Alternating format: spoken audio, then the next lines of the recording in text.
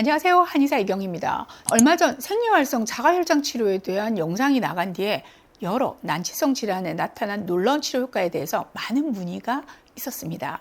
특히 암 환자분들의 문의가 많았었어요. 그래서 오늘 신한태 원장님 모시고 생리활성화 자가혈장 치료가 암 환자들에게 어떤 도움이 될 수 있는지 알아보는 시간 갖도록 하겠습니다.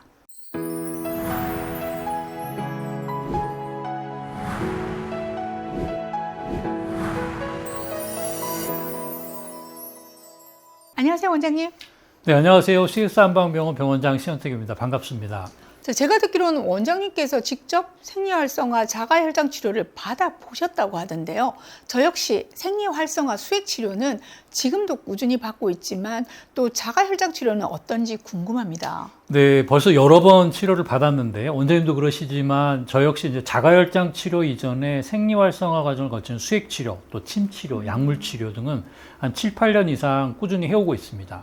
생리활성화 자가혈장 치료를 받은 느낌이라면 혹시 이제 루시라는 영화 보셨나요, 혹시? 제가 좋아하는 영화 중 하나인데요. 영화의 여주인공인 스칼렛 요한슨이었죠. 이 루시가 화학물질에 노출이 되면서 뇌기능의 향상으로 초능력을 가지게 되는 그런 내용이었죠. 바로 그때 초능력을 가지면서 갓난아기 쪽에 엄마 전 내용 그리고 그 맛이 기억난다는 이야기를 하거든요. 네. 처음 생리활성화 과정을 거친 수액치료를 받고 나서 저도 뭔가 공기의 냄새 또 흙의 냄새 등이 훨씬 더 강하게 느껴지는, 뭐라 설명할 수 없는 그런 느낌을 받았었거든요. 아무래도 생리활성화 치료라는 것이 케미컬한 물질 베이스가 아니라 한의학에서 말하는 기, 그러니까 에너지 베이스의 치료라는 측면에서 보면 이해가 될 것 같기도 합니다. 그럼 이 생리활성화 치료가 암 환자분들에게는 어떤 도움이 될 수 있을까요?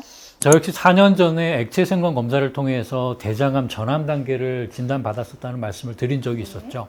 그 이후에 백동약침과 더불어서 생리활성화 치료를 시행했었고 현재는 전암 단계에서 완전히 벗어난 상태가 되었습니다. 암 환자분들이 생리활성화 치료를 받으시는 것은 여러 가지 목적이 있겠지만 한두 번 하고 나서 특별한 변화를 못 느끼겠다고 하는 경우들이 있긴 있습니다. 하지만 대부분의 환자분들은 분명히 긍정적인 변화를 보이고 있습니다. 환자분들이 가장 궁금해하는 것이 바로 이 지점일 텐데요. 암 환자분들 중에는 단순히 컨디션 회복을 위해서 또는 특정 부작용을 줄일 목적으로 받는 분도 계시지만 궁극적으로는 암이 나아지기 위해서 이 치료를 선택하시는 경우들도 있잖아요. 맞습니다. 제가 몇 가지 사례를 소개해 드리려고 하는데요. 먼저 40대 유방암 환자분으로 이분은 유방암 진단을 받으시고 2년 정도 지나신 상태에서 부분적으로 재발을 해서 다시 재수술을 받으셨어요. 네. 항암이나 방사선 치료를 하지는 않았는데 이상하게 호중구 수치가 1000 아래로 떨어진, 그러니까 호중구 감소증이 나타나고 있었습니다.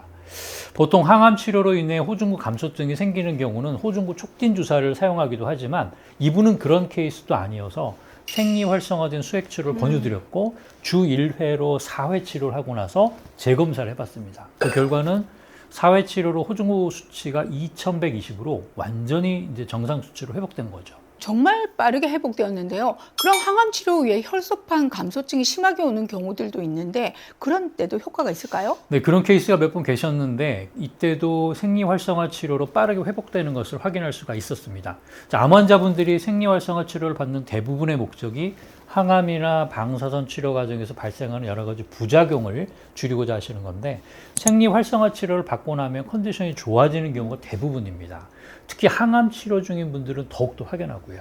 얼마 전에 병원 복도에서 방송을 보고 이제 저에게 인사하신 환자분이 계셨어요. 원장님 환자분이셨는데요. 70대 췌장암 4기라고 자신을 소개하시는데 너무 정정하셔서 제가 깜짝 놀랐더랬습니다. 네, 그분도 사실 놀라운 케이스인데요. 췌장암 4기 진단을 받으신 것이 3년 전이거든요. 당시에 한 6개월 정도의 여명 진단을 받으셨다고 하고요. 항암 치료를 권유받으셨지만 완치를 목적으로 한 거기보다는 기대 수명, 그것도 한 2, 3개월 정도를 늘리기 위한 목적이라고 설명을 들으셨다고 하더라고요.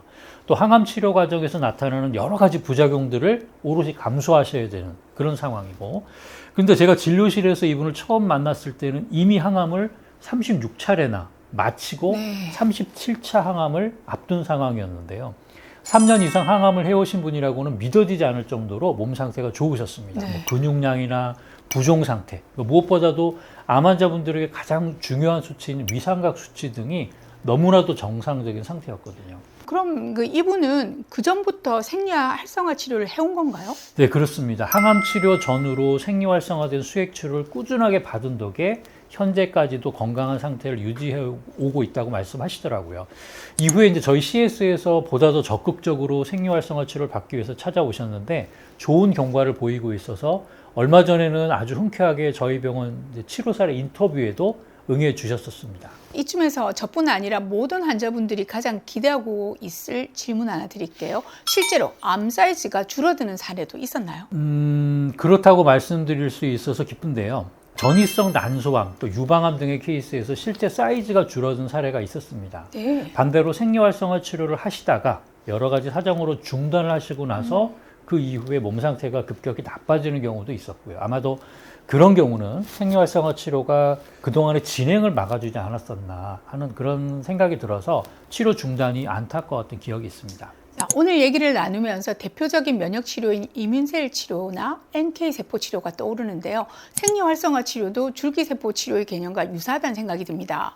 아직은 역사가 길지 않고 사례도 충분하지 못하지만 그럼에도 불구하고 생리활성화 치료를 통해 확인되는 결과들은 정말 놀라운데요. 분발하셔서 보다 좋은 임상 결과들을 많이 만들어 주시길 바라면서요. 저희는 다음 이 시간에 돌아오겠습니다. 감사합니다.